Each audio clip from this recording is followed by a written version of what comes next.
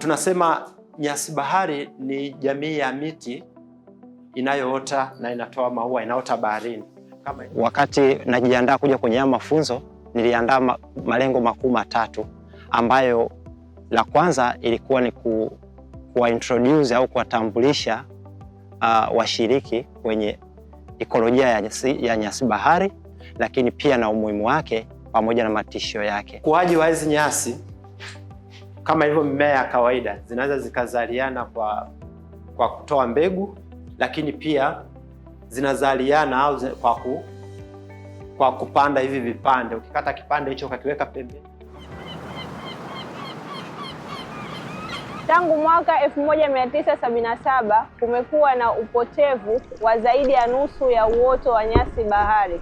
Tafiti mbalimbali zinaonyesha kwamba shughuli za maendeleo ya miji ya pwani zimekuwa zikichangia kwa kiasi kikubwa athari za upotevu wa nyasi bahari.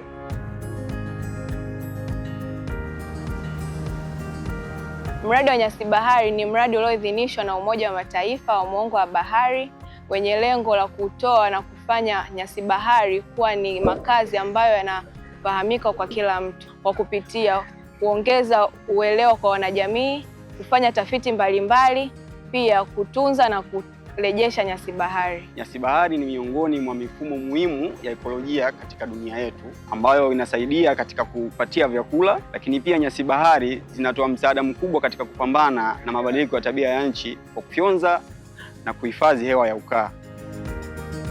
We knew what we wanted to achieve, but we did not know like the ways forward, the steps and everything. So it was all about listening to the coastal communities, what they know, what they understand and what we have, and also building the vision together. Wadau wanaohusika wote ni muhimu kuletwa pamoja katika utekelezaji wa miradi ya namna hii. Kwa mfano, wavuvi ni watumiaji, hawawezi ukawaacha hata kidogo, kwa sababu wao riziki yao inategemea kwenye hizo rasilimali. Kwa hiyo kilichopo ni lazima pia unapokuwa unatekeleza huu mradi uwahusishe, kwa sababu wao ndo wanajua ni namna gani wanazitumia zile rasilimali. Urejeshaji wa nyasi bahari umesaidia vitu vingi. Kwanza, nyasi bahari zinasaidia mazaliano ya samaki kuwa mengi, lakini pia nyasi bahari zinasaidia kuzuia mmomonyoko mkubwa wa udongo. Kwa hiyo tunashukuru urejeshwaji wa nyasi bahari. Urejeshaji wa nyasi bahari umebadilisha maisha kwa kiasi kikubwa, kwa sababu unarudisha uoto wa asili na kurudisha hali halisi, kwa sababu nyasi zinapokuwepo hazipo, basi unaweza kusababisha jangwa katika bahari, na kusababisha jangwa utasababisha madhara makubwa. Urejeshaji wa nyasi bahari katika jamii yetu umetufanya kwamba wavuvi wa samaki tumenufaika, kwa sababu imekuwa ni mazalia ya samaki. Samaki wanavuliwa kwa wingi, tumepata faida, wavuvi wakienda kuvua huko, kwa hiyo hatuna shida kidogo, maisha yamekuwa mazuri kwa sababu samaki wanapatikana kwa wingi. Urejeshaji wa nyasi bahari umebadilisha maisha kwa kiasi kikubwa katika jamii yetu. Zamani ilivyokuwa hamna utunzaji wa nyasi bahari, samaki walikuwa wanakwenda mbali zaidi kwenda kuzaliana. Lakini sasa hivi kwa sababu tunatunza mazingira, kwa samaki wanakuja kuzaliana, hata wavuvi hawaendi mbali zaidi, wanakuwa karibu. Najisikia kuwa kinara katika kuwa sehemu ya jumuiya ya watu wanaolinda pwani ya bahari yetu. Naona nguvu zetu zinaleta matokeo chanya katika kufanya urejeshaji wa vitu vilivyopotea, lakini pia katika kuhakikisha jamii haitumii tu malighafi kutoka baharini, lakini inaitumia kwa muundo ambao ni mzuri, kuhakikisha zinatumika vyema na zipo tena kwa ajili ya matumizi ya kizazi kinachokuja.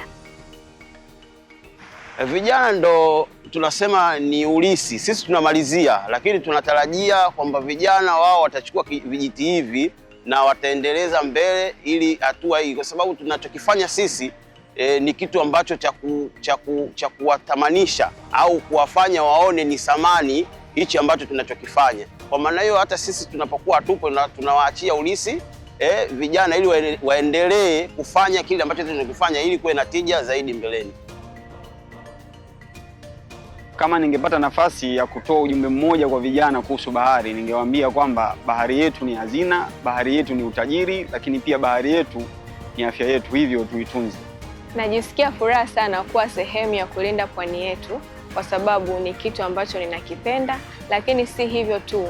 Ulindaji wa pwani yetu utasababisha ulindaji wa rasilimali ambazo zinapatikana baharini, ambazo zitatuletea sisi kipato jamii ya pwani, lakini si kipato tu kwa ajili ya jamii, lakini ni kwa taifa na kwa taifa lote kwa ujumla.